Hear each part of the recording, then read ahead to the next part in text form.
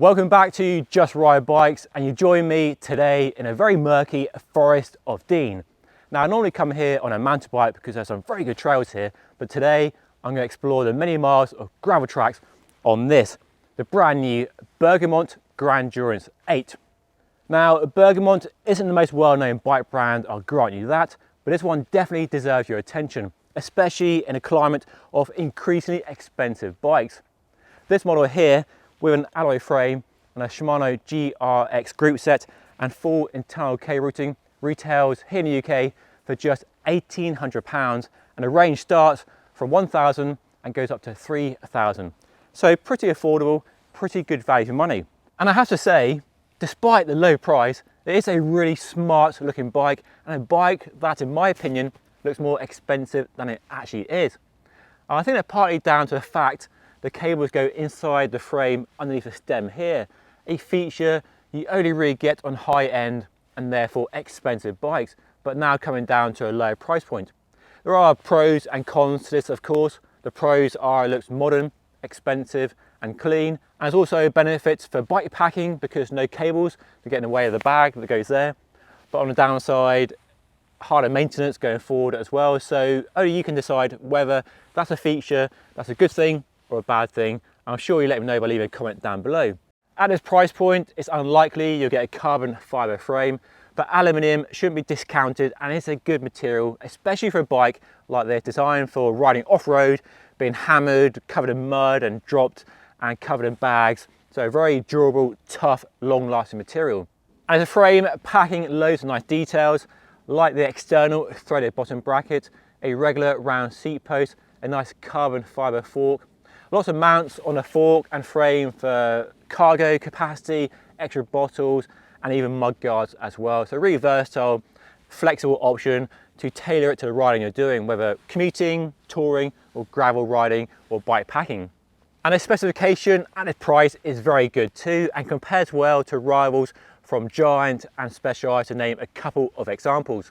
So we have a Shimano GRX group set, and it's a mix of 3 tiers of the GRX group set.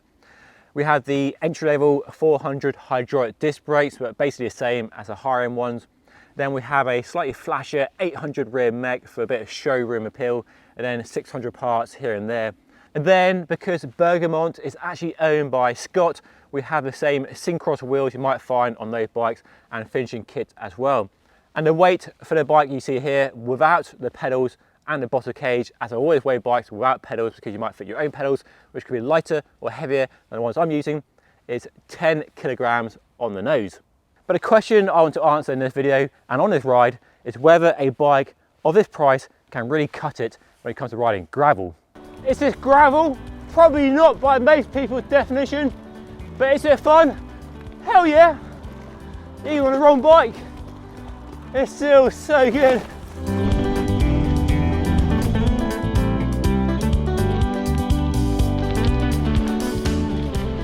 The Forest of Dean really is a gravel paradise. Miles and miles of gravel tracks here. You get lost for hours in here. You can start your ride from a number of locations. There's a pedal away bike cafe. Get yourself a coffee before the ride, and then just pick a trail. Do the family trail, or just explore. Get a map and piece together your own route, like I'm doing right now. The other great thing about the Forest of Dean is there are loads of mountain bike trails, official mountain bike trails, graded from green through to black. This is a red trail. I'm on a gravel bike, and it's coping pretty well. Now I know this is pushing the limits of a gravel bike for many people, and I might be better off on a mountain bike, but that's the beauty, the fun of a gravel bike.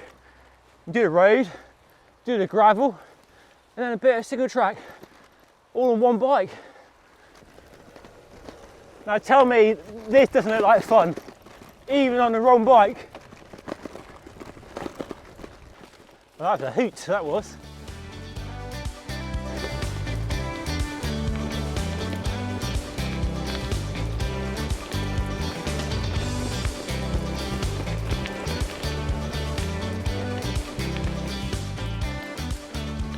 Despite the weight, which is No, you're not super light at 10 kilos, but part of the course, a bike of this price, it climbs well. The frame is stiff. When you're out of saddle, it responds well. Power goes into that forward motion, doesn't feel slow or sluggish. Blimey, my heart rate is through the roof right now. I just need to catch my breath for a wee moment, so let me share some more impressions of this new Bergamont. Conditions are running pretty well, a bit squelchy, some frozen ruts in places, but the bike is coping really well and I'm having a lot of fun. The geometry is interesting, they call it all-road, and that basically means it's not as progressive as some more progressive gravel bikes, especially when you're going really off-road and deep into the woods on technical trails and single track like I've shown you so far.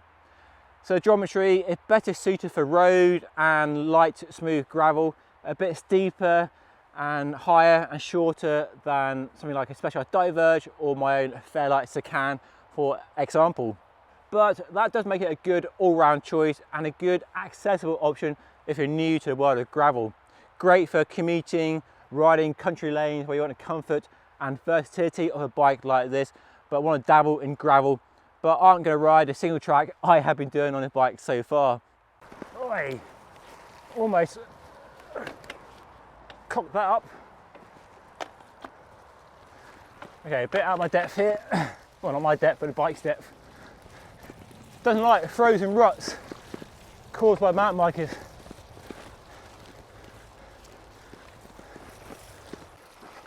Ooh, thought I might lose it then, but I kept it going.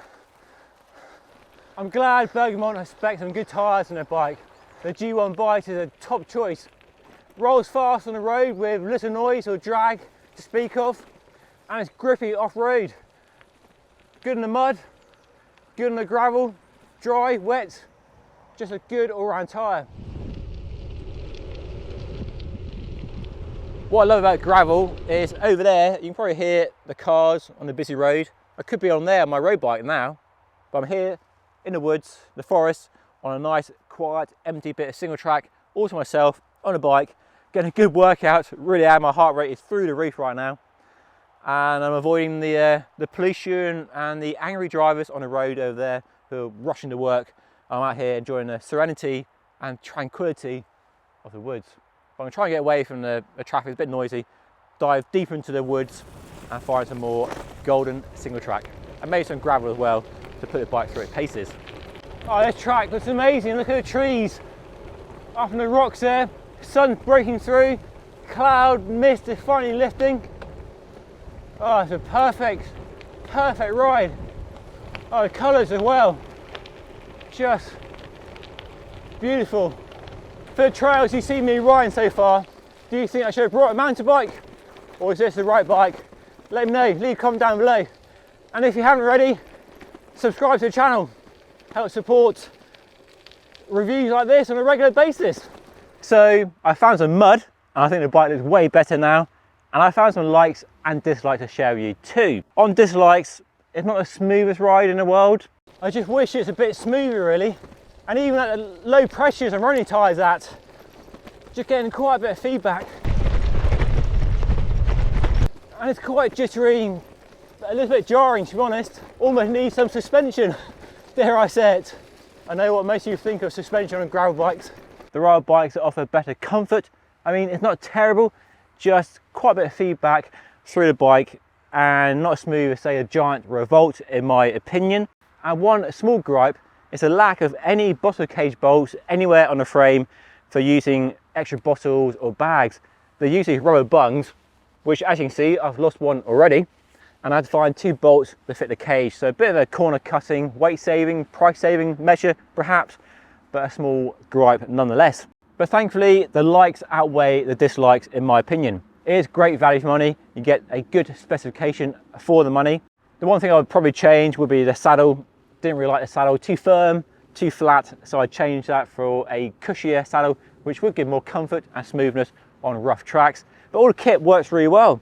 The handling of the bike is good too, and it really lives up to the all-road name. So right to home on a road and smooth gravel, and especially if you're new to gravel, you'll find it very familiar. It's not quite as at home in the more technical trails that I was doing earlier in the video. It handled it okay, but not as well as some other bikes like the BMC ERS as an example. And to answer my opening question of whether a bike of this price can do gravel, well, clearly the answer is yes. As I've shown you over the last few hours, I've been riding, exploring the gravel here in the Forest of Dean, which I highly recommend, by the way, and the bike has been fantastic. And it's a bike I can definitely recommend. Not the most well known. That Giant Revolt might be an easier pick because it's more well known, but this is definitely a good option to put on your shortlist this year. And if you want to see a review of that Giant Revolt, you can do it by watching the video right up here. But that's all for today. Thank you so much for watching. I'll see you all again very soon.